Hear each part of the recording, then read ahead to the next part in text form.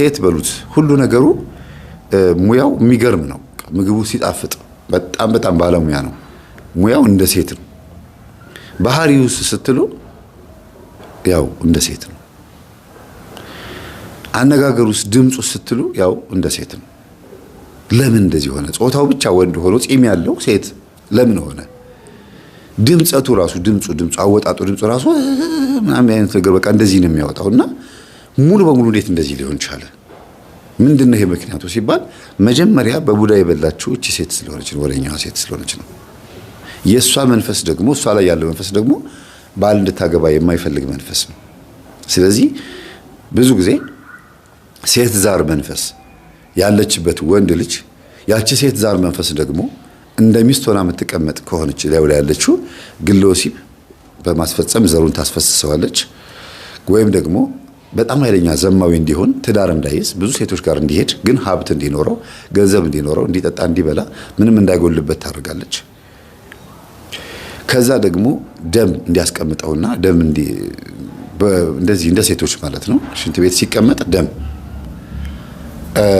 በቀን 3 ጊዜ 4 ጊዜ ግለ ወሲብ እንዲፈጽም የማድረግ ባህሪ ያላት። ከዛም አልፎ ተርፎ ደግሞ ብቸኝነት ስሜት እንዲሰማውና ከሰው ጋር እንዳይቀራረብ ኮንፊደንስ እንዳይኖረው በሚያወራው ነገር በሚጫወተው ነገር ደስተኛ እንዳይሆን ልክ ልጁ ላይ የሚታየው ባህሪ ያው ልጁ እንዴት ነው እሱንም እየሳልኩላችሁ ነው ባይሞራችሁ ላይና ከልጆች ጋር አብሮ አልተጫወተም አላደገም። ቤት ውስጥ ደግሞ ሁለቱ ሴቶች በሚያወሩበት ሰዓት ቴሌቪዥኑም ስለማይከፈት እንዳይረብሻቸው ብለው ወይ ድምጹን ይቀንሱታል ወይ ይዘጉታል ቴሌቪዥኑ። የቤት ስራውን ከሰራ በኋላ ደጅ ላይ ነው የሚጫወተው ሁሉ ጊዜ ማለት ነው። ቢያንስ እድሜው 15 ዓመት 14 ዓመት እስከሚሆን ድረስ እንደዚህ ነው ይሄ ልጅ። በጣም ይገርማችሁ እና አይናገርም እንጂ በህልም መታ ሴትዮዋ ከሆነ ጊዜ በኋላ እንደምትገናኘው ሲረዳ ምናልባት ስለማቃት እኛ ቤት ስለምትመጣ ስለምትናፍቀኝ ሊሆን ይችላል ብሎ ነው የሚያስበው። ግን ደግሞ የምትገናኘው ነገር አይገባው።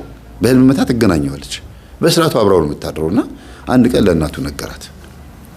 እማዬ አቤት እኛ ቤት እኮ ነው የምታድረው ሴትዮ እኔ አላት። እኔ አብራኝ ትተኛለች እንደዚህ ምናምን አላለም። ለምን ኃጢአት እንደሆነ ወይም የሆነ ዝሙትና እንደዚህ መናገሩ ከበደው ለእናቱ። በህልሜ እዚህ ቤት ነው ማያት ሲል ጊዜ ተዋት፣ አይ አታስባት፣ እሷን ያው እኛ ቤት ትመጣ ስለነበረ እንደ ጥሩ ሰው ስለምታያት ነው። ግን ጥሩ ሰው አይደለችም፣ ምቀኛ ናት እሷ፣ እባክህ ተዋት ብላ ነገሩም ቀለል ጋር የምታልፈው።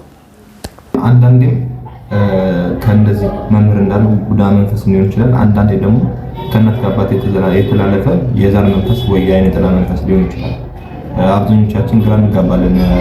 ወንድ ሆኖ በሴት ድምፅ በቃ ምንነት ማንነቱ የሆነ ከጓዳ እስከ ውጭ ድረስ ሴት የሚመስል ወንድ አለ። አይነ ጥላ ነው። ምን ሊሆን አይችልም። ምክንያቱም በራሳችን ተፈጥሮ ወንድ ሆነን እንዴት እንደዛ ሊሆን ይችላል? እግዚአብሔር አይቀይርም። ከእናታችን ማህፀን ጀምሮ ስንወጣ የተቆራኘን አጋንንት ነው ወደዚህ እሱ ወደ ፈለገበት መንገድ ሲያስረጥነን የሚሄደው እንጂ እግዚአብሔር ንጹህ አድርጎ ነው የፈጠረን። ወንድም ሴትም ሆኖ ደግሞ እንደዚሁ በተቃራኒ ማለት ከቢ ማለት ነው። ራሳችሁን ይዩ። ለማንኛውም